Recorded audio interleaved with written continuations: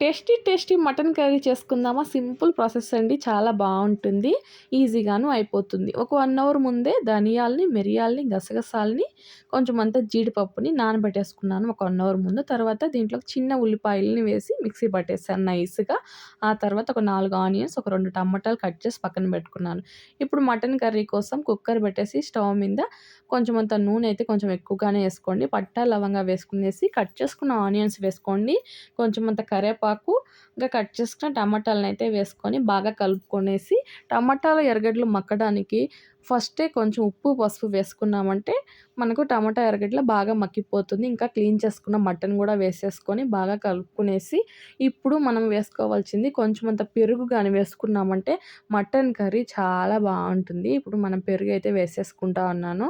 ఆ తర్వాత కారం వేసేసుకోండి. గరం మసాలా, కొంచెమంత కూర కారము అన్నీ వేసేసుకొని బాగా మిక్స్ చేసేయండి.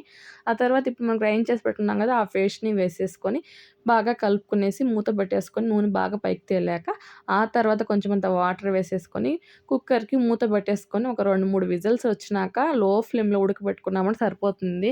బాగా ఉడకాలి అంటే ఒక 6, 7 విజిల్స్ పెట్టినామంటే ఇంకా బాగా ఉడుకుతుంది.